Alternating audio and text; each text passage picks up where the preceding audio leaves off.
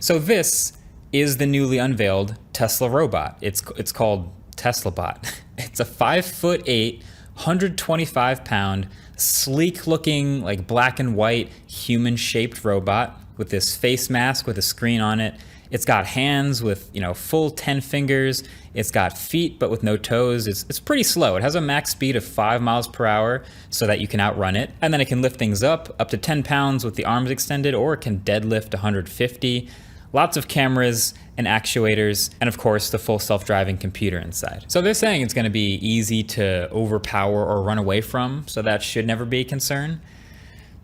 But the main purpose, the purpose of this Tesla bot, the thing that they kept saying over and over again on stage during the presentation and during Q&As when they were asked about it, they kept defaulting to, it will be able to do tasks that are repetitive, dangerous, or boring, so that humans don't have to. And so if you buy Tesla as a robotics company, then yeah, this makes sense. It's just another robot that will use the sensors to scan its environment and make a bunch of decisions and navigate around this world that it's in. But the thing that I have to say, and this is going to come with the caveat that I'm of course not a robotics engineer, I'm not an expert at this, but here's my take.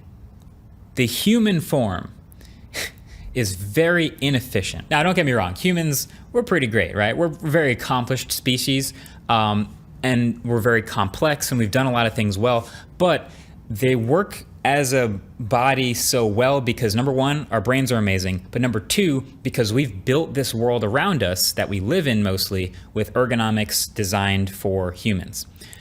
But when it's not designed for humans, like this upright bipedal thing that's balancing all the time, it's not very efficient.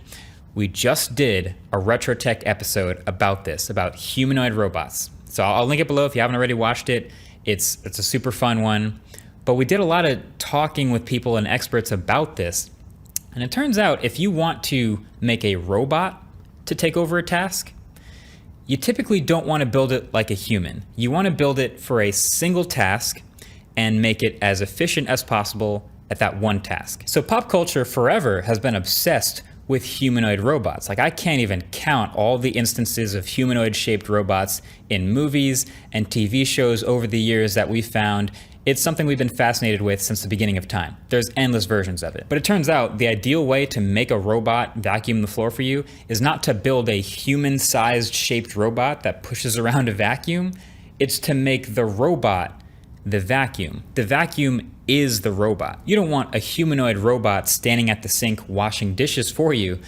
The dishwasher is the robot. Like that's the single purpose-built robot. Tesla knows this. You don't have a humanoid-shaped robot sitting in your car driving the car for you.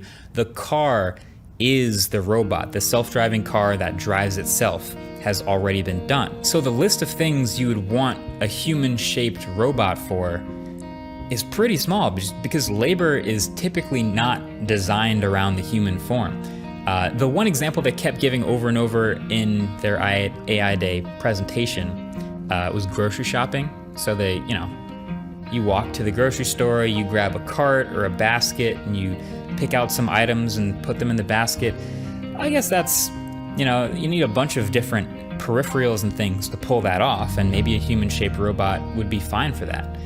But there's not a whole lot else I can think of. Like even when I picture the most simple, boring tasks, like making a bed or building a table, like when I picture a robot that would be especially good at that, I don't picture a human-shaped one. I picture one that's super focused and super efficient.